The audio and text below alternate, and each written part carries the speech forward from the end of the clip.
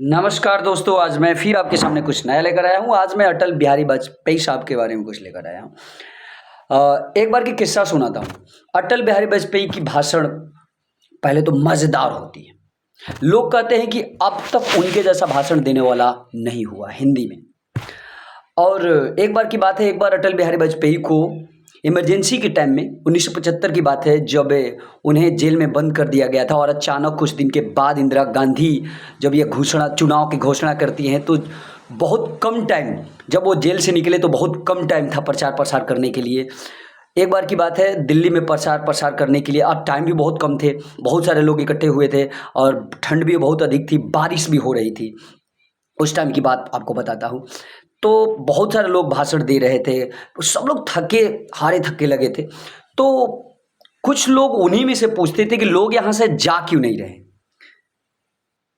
तो एक व्यक्ति नेताजी से बताता है, उन्हीं में से एक नेताजी थे, उनसे बताता है कि अभी अटल बिहारी वाजपेयी का भाषण बाकी है,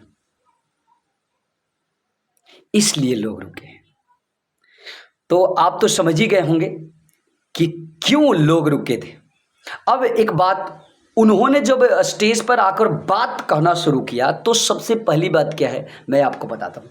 उन्होंने कहा, बाद मुद्दत के मिले हैं दीवाने, बाद मुद्दत के मिले हैं दीवाने, कहने सुनने को बहुत है अफसाने, खुली हवा में जरा सांस तो ले ले, कब तक रहेगी आज़ादी कौन जाने। और ये चीज़ तो मज़ेदार तब हुई कि जब बाद में अटल बिहारी वाजपेयी ने एक इंटरव्यू में बताया कि मैं ये अंतिम जो पंक्ति थी यहीं इसे लिखा था बैठे बैठे।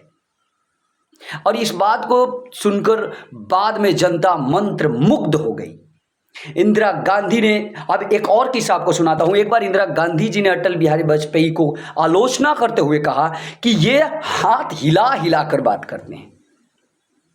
तो जब उनसे पूछा गया इंटरव्यू में कि आपको, इंदिरा गांधी जी ने कहा कि आप हाथ हिला हिला कर बात करते हैं, तो जवाब ने क्या दिया आपको पता है? जवाब में कहा कि वो तो ठीक है, क्या आपने कभी किसी को पैर हिला हिला कर बात करते सुना है क्या? है ना मजेदार बात। एक और आपको किस्सा सुनाता हूं। 1994 में यूएन के एक अधिवेशन में पाकिस्तान ने कश्मीर पर भारत को घेर लिया था और प्रधानमंत्री नरसिम्हा राव ने नेता प्रतिपक्ष अटल बिहारी वाजपेयी को भेजा था। भारत का पक्ष रखने के लिए उन्हें भेजा गया था। वहां पर पाक के नेता ने कहा कि कश्मीर के बगैर पाकिस्तान अधूरा है।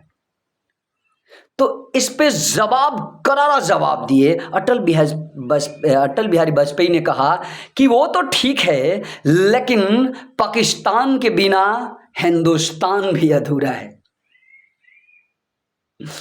तो उनकी बातें बिल्कुल सामने होती थी। मैं तो मानता हूं कि उनके जैसा निडर नेता अब तक ना हुआ और भगवान जाने फ्यूचर में होंगे या नहीं। अगर उनसे रिलेटेड उनकी लिखी हुई कविता अब तक आप नहीं पढ़े हैं तो मैं आपसे अनुरोध करता हूं कि आप पढ़िए। एक और किस्सा आपको सुनाता हूं। ये 1977 की बात है, जब वो यूएनए में गए थे भाषण देने के लिए। तो वहां उन्हें भाषण लिखकर इंग्लिश में दिया गया। तो उन्होंने पूरा स्क्रिप्ट इंग्लिश में पढ़ के उसे हिंदी में रूपांतरण करके बोला कि मैं हिंदी में भाषण दूंगा। और पहली बार कोई व्यक्ति हिंदी में भाषण देने के लिए अपने देश से बाहर, वो भी उच्च स्तर पे था, और वो मजेदार तरीके से दमदार भाषण देकर जब बाहर वहां से स्टेज से उतरे तो लोग तालियां पागलों के जैसे बजा रहे थे। इसे साफ साबित होता है कि वो अपने हिंदी धर्म और हिंदी भाषा को बखूबी बहुत प्रेम करते थे। इसलिए मैं आप लोगों से यह अनुरोध करता हूं कि आप भी अपने धर्म, संस्कृति, रीति रिवाज से बने रहे। और हाँ, हम लोग हिंदी इंग्लिश पढ़ते हैं, मैं मानता हूं, लेकिन आपको हिंदी भी पढ़नी चाहिए। हिंदी हमारे लिए उत्तम है। हाँ, एक बात यह भी जान लीजिए कि आप जिस हिंदी को जानते हैं वो हिंदी आपके लिए अधिक नहीं है। आप समझते हैं आप टूटी फूटी हिंदी बोल लेते हैं, वो आपके लिए अधिक हिंदी है, तो ये आप भूल जाइए, क्योंकि हिंदी वो नहीं होती है। हिंदी तो आप किताबों में पढ़ेंगे, फिलोसफी के बुक में पढ़ेंगे। हिंदी आप कभी कॉलेज से जो पत्र निकलते हैं, जो कॉलेज से जो नोटिस आती है, उसमें पढ़ के देखिए, तब आपको पता चलेगी हिंदी क्या है। भाषण को पढ़िए, तब आपको पता चलेगी हिंदी क्या है।